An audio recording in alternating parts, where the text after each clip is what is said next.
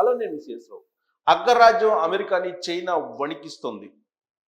ఆ దేశం యొక్క అధ్యక్షుడు ట్రంప్ని జిన్పింగ్ గడగడలాడిస్తూ ఉన్నారు.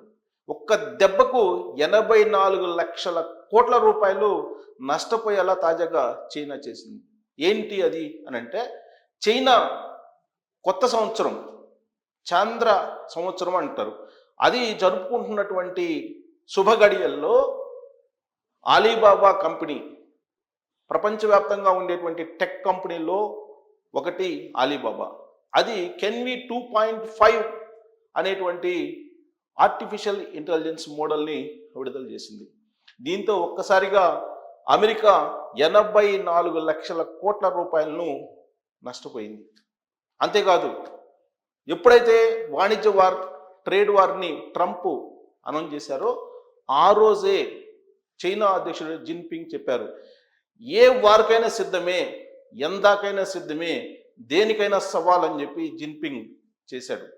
అందుకే ఇప్పుడు చైనా అమెరికాని ఢీకొనేలా, అమెరికాని ఆర్థికంగా నష్టపరిచేలా ఇప్పుడు ఆర్టిఫిషియల్ ఇంటెలిజెన్స్ మోడల్స్ని రకరకాలుగా పరిచయం చేస్తుంది.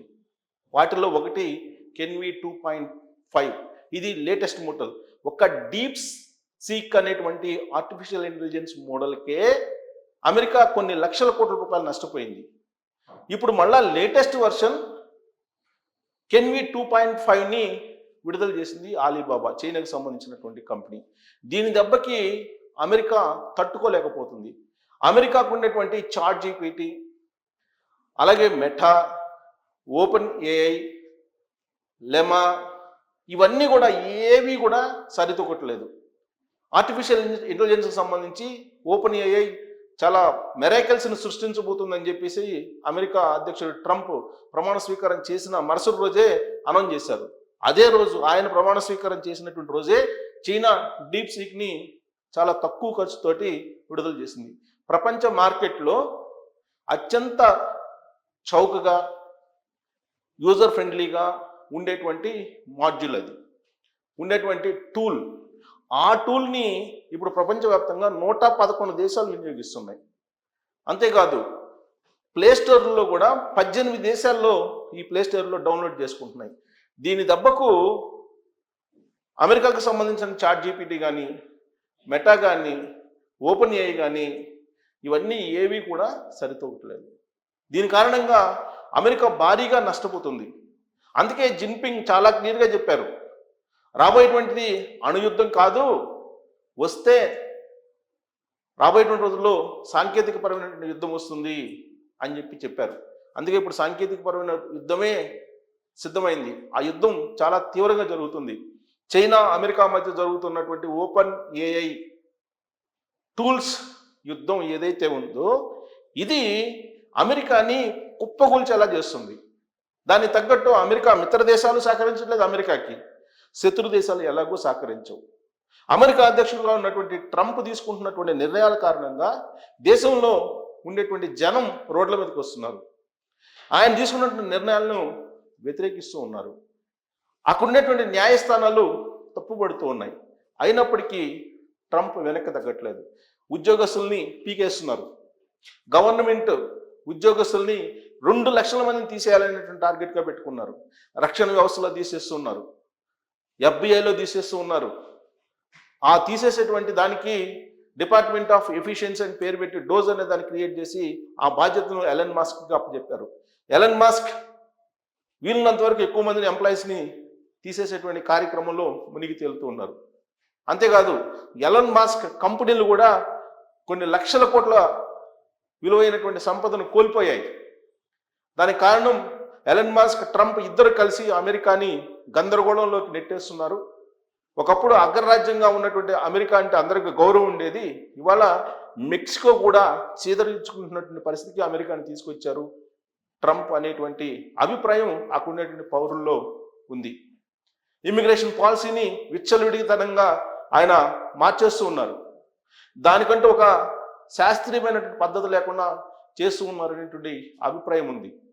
ఎన్ఆర్ఐల పిల్లలకి దాదాపు 130,000 మంది ఇప్పుడు అక్కడ ఉన్నటువంటి పౌరసత్వాన్ని తీసుకోవాల్సినటువంటి పరిస్థితి ఏర్పడింది. అది అంత సాధ్యం కాదు, వాళ్ళందరూ మళ్ళీ ఇండియాకి తిరిగి రావాల్సిన పరిస్థితి వస్తుందని చెప్పి తెలుస్తుంది.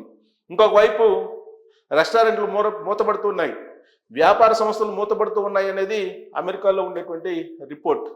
రియల్ ఎస్టేట్ అక్కడ కుప్పగూలిపోయింది అనేటువంటి రిపోర్ట్స్ అమెరికా నుంచి వస్తున్నాయి.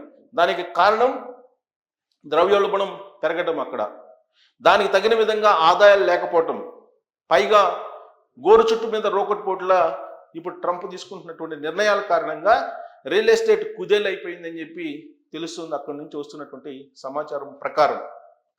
దీంతో ఆదాయం తగ్గిపోవడం, ఖర్చులు పెరగడం, జీవనం సవ్యంగా సాగపోవడం అనేది అక్కడ ఏర్పడింది. అసహనం పెరిగిపోయింది. అందుకే రోడ్ల మీదకి వచ్చి ట్రంప్ని వ్యతిరేకిస్తూ ఆందోళన చేస్తున్నారు అనేది అమెరికాలో తరచూ మనకు వస్తున్నటువంటి న్యూస్ అమెరికా నుంచి. దీనికి తోడు ఇప్పుడు చైనా ఎక్కుపెట్టింది అమెరికా మీద. అమెరికా ఇంపోర్ట్ డ్యూటీస్ని, టారిఫ్ వార్ని ప్రకటించింది. ఈ టారిఫ్ వార్ చిన్న దేశాల మీద, పెద్ద దేశాలని లేకుండా అన్నిటి మీద వేస్తూ ఉన్నారు. అంటే మెక్సికో మీద వేశారు, కెనడా మీద వేశారు, అలాగే చైనా మీద వేశారు, భారతదేశం మీద కూడా వేశారు. ఈ దేశం ఆ దేశం అని కాదు, అన్ని దేశాల మీద టారిఫ్ వార్ని ప్రకటించింది. దీంతో అమెరికా అంటేనే అందరూ వ్యతిరేకిస్తున్నారు, ఆయా దేశాలకు సంబంధించినటువంటి అధినేతలు. గతంలో మాదిరిగా ఆ దేశం అధ్యక్షుడికి గౌరవించేటువంటి పరిస్థితి నుంచి అమెరికాని దిగజార్చారు అనేటువంటి అభిప్రాయం ట్రంప్ మీద ఇప్పుడు సర్వత్రా వినిపిస్తుంది, ప్రపంచవ్యాప్తంగా కూడా. యుఎస్ ఎయిడ్ని ఆపేశారు, అలాగే స్వేచ్ఛా వాణిజ్యం దాన్ని ఆపేస్తున్నారు. ఇప్పుడు భారతదేశానికి వచ్చి స్వేచ్ఛా వాణిజ్యానికి అనుమతించకపోతే ఫార్మా రంగం, అలాగే సాఫ్ట్వేర్ రంగం కూడా దెబ్బతినేటువంటి అవకాశం ఉంది. దాని ఫలితంగా అమెరికా కూడా దెబ్బతినే అవకాశం ఉంది. ఇప్పటికే సాంకేతిక పరంగా వెనకబడుతుంది అమెరికా. ఆర్టిఫిషియల్ ఇంటెలిజెన్స్లో దూసుకు వెళ్తుంది చైనా. ఆ వేగం ఎంత పెరిగితే అమెరికా అంత ఆర్థికంగా నష్టపోతుంది, చితికిపోతుంది. వాస్తవంగా ట్రంప్ జనవరి 20వ తారీఖున ప్రమాణ స్వీకారం చేసిన తర్వాత నుంచి ఇప్పటి వరకు కొన్ని లక్షల కోట్ల రూపాయలని, 2 లక్షల కోట్ల డాలర్లని అమెరికా నష్టపోయిందని చెప్పి ఆర్థిక నిపుణులు అంచనా వేస్తూ ఉన్నారు. దీన్ని కాపాడుకునేందుకు ఆయన గోల్డ్ కార్డులు, బిట్ కాయిన్స్ ఇలాంటి వాటిని పరిచయం చేస్తూ ఉన్నారు. బట్ అవి ఏవి కూడా అమెరికా పౌరులని కాపాడలేవు, అమెరికాని కాపాడలేవు అనేటువంటి అభిప్రాయాన్ని ఆర్థికవేత్తలు ప్రపంచవ్యాప్తంగా కూడా వినిపిస్తూ ఉన్నారు.